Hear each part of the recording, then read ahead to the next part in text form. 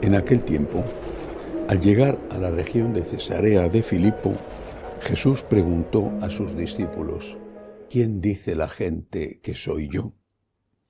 Ellos contestaron: unos que Juan el Bautista, otros que Elías, otros que Jeremías o uno de los profetas. Él les preguntó: ¿y vosotros quién decís que soy yo? Simón Pedro tomó la palabra y dijo: Tú eres el Mesías, el Hijo del Dios vivo. Jesús le respondió: Bienaventurado tú, Simón, hijo de Jonás, porque eso no te lo ha revelado ni la carne ni la sangre, sino mi Padre que está en los cielos. Ahora yo te digo: tú eres Pedro, y sobre esta piedra edificaré mi iglesia, y el poder del infierno no la derrotará. Te daré la llave del reino de los cielos. Lo que ates en la tierra quedará atado en el cielo, y lo que desates en la tierra quedará desatado en el cielo. Y les mandó a los discípulos que no dijesen a nadie que él era el Mesías. Desde entonces comenzó Jesús a manifestar a sus discípulos que tenía que ir a Jerusalén y padecer allí mucho por parte de los ancianos, sumos sacerdotes y escribas, y que tenía que ser ejecutado y resucitar al tercer día. Pedro se lo llevó aparte y se puso a increparlo. Lejos de ti tal cosa, Señor, eso no puede pasarte. Jesús se volvió y dijo a Pedro: Ponte detrás de mí, Satanás. Eres para mí una piedra de tropiezo, porque tú piensas como los hombres y no como Dios. Palabra del Señor. Gloria a ti, Señor Jesús. Qué importantísimo es este Evangelio. En primer lugar, Jesús empieza haciendo una encuesta. ¿Qué piensa la gente de mí?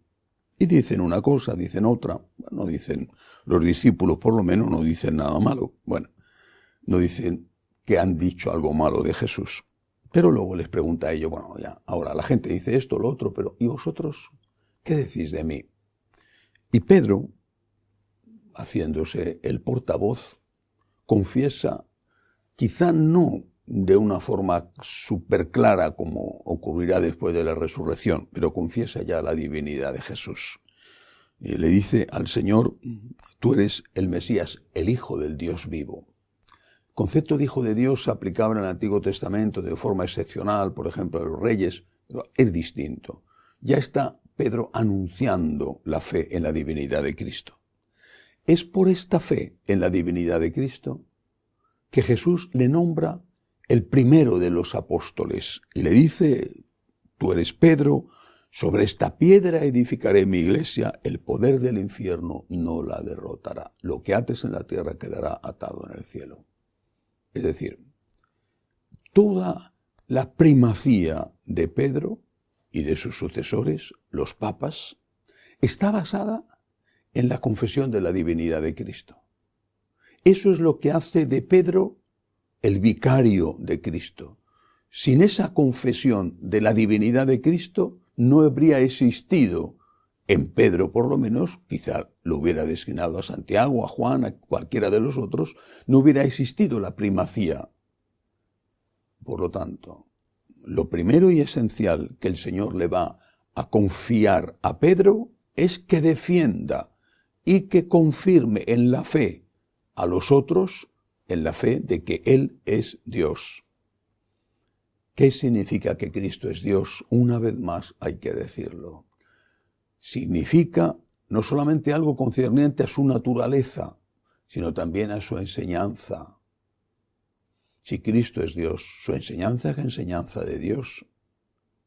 Si Cristo es Dios, su enseñanza no se puede cambiar. ¿Cómo se atreven tantos a decir: habéis oído que Cristo os dijo, pero yo os digo?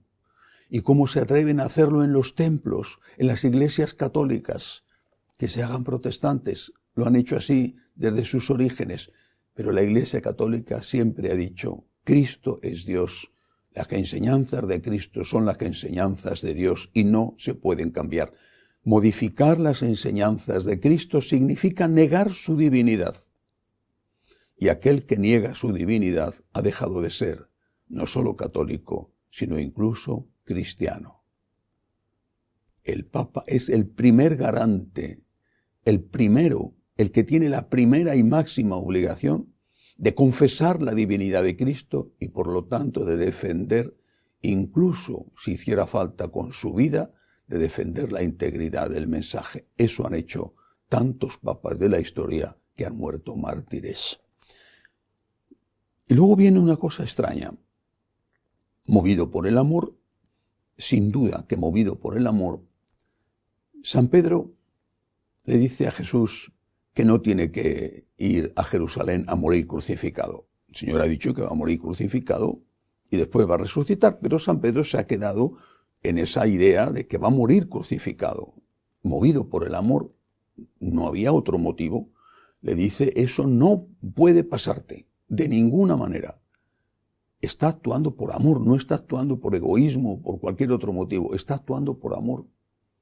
Tiene una magnífica intención y sin embargo Jesús, que acaba de nombrarle minutos antes su sucesor, tú eres Pedro, sobre esta piedra edificaré mi iglesia, porque él ha confesado su divinidad, Jesús le llama Satanás.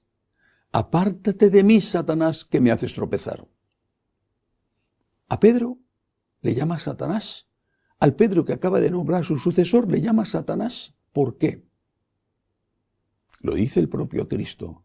Tú piensas como el mundo. Es verdad que los motivos de Pedro eran humanamente muy buenos, pero Jesús dice, tú piensas como el mundo. En el momento en que cualquiera, estamos hablando del máximo San Pedro, cualquiera, deja de pensar como Dios y empieza a pensar como el mundo, es una trampa de Satanás. ¿Cuándo se piensa como el mundo? Cuando intentamos adaptar el mensaje de Jesús a los caprichos, a los intereses, a la moda del mundo. En ese momento, aunque tengamos buena intención, en ese momento nos estamos convirtiendo en un instrumento de Satanás, en una piedra que tropieza. ¿Cuántos lo hacen? No dudo de la buena intención, no dudo de sus buenos sentimientos, de sus buenos deseos, hacer las cosas más fáciles. Pero al final, eso es lo que quería Pedro, hacer las cosas más fáciles. Al final te conviertes en una piedra de tropiezo, es decir, en un amigo, enviado, aliado de Satanás. Tienes que defender la divinidad de Cristo si quieres ser Pedro, si quieres ser católico. Tienes que defender la divinidad de Cristo y tienes que aceptar que no es fácil. Tienes que aceptar que hay cruz. Tienes que aceptar que no siempre puedes decirle al mundo lo que el mundo quiere escuchar.